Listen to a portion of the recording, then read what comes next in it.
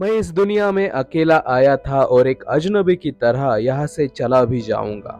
मैं नहीं जानता कि मैं कौन हूँ और यहाँ क्या कर रहा हूँ। ये बात औरंगजेब ने अपने बेटे शहजादे आजम के सामने उसके आखिरी दिनों में कही थी।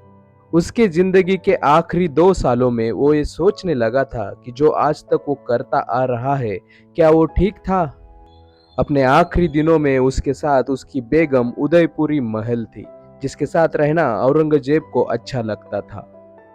दिल्ली से दक्कन आने के बाद औरंगजेब या तो जंग लड़ रहा होता था या फिर जंग की तैयारी कर रहा होता था। एक दिन खाना खाने के बाद वो बेगम उदयपुरी के साथ बातें कर रहा था। वो बोला कि अब मैं इस धरती पर कुछ ही दिनों का मेहमान हूँ, लेकिन मुझे चिंता लगी रहती है कि मेरे बाद इस मुगल सल्तनत का क्या होगा।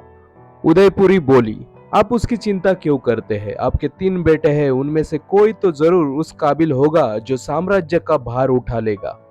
औरंगजेब बोला, मुझे उन तीनों में से कोई भी इस काबिल नहीं लगता, इसलिए मैं चाहूंगा कि वो मुगल सल्तनत को आपस में बांट ले, वरना ये तीनों एक दूसरे को मार देंगे। यही तो इतिहास है हमारा।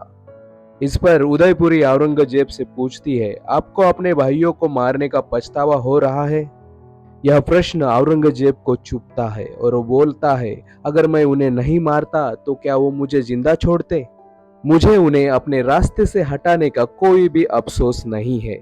मुझे सिर्फ इस बात का अफसोस है कि मैंने अपने वालिद को कैद किया और इसकी सजा अल्लाह के दरबार में मुझे क्या मिलेगी। औरंगजेब आगे कहता है कि मैं उनके जनाजे को भी कंधा नहीं दे पाया, इसका भी मुझे दुख है। सिर्फ जंग ही जंग ने मुझे आज इस स्थिति में ला के रखा है कि मेरे पास सल्तनत को चलाने के लिए दौलत नहीं है। मैं अपने सैनिकों का वेतन वक्त पे नहीं दे पा रहा हूँ। मैं 95 वर्ष का होकर भी लड़ रहा हूँ। जिस मयूर सिंहासन पर मुगलों को नाज है, उसे वहां दिल्ली में धूल खाने के लिए मैं छोड़ आया हूँ।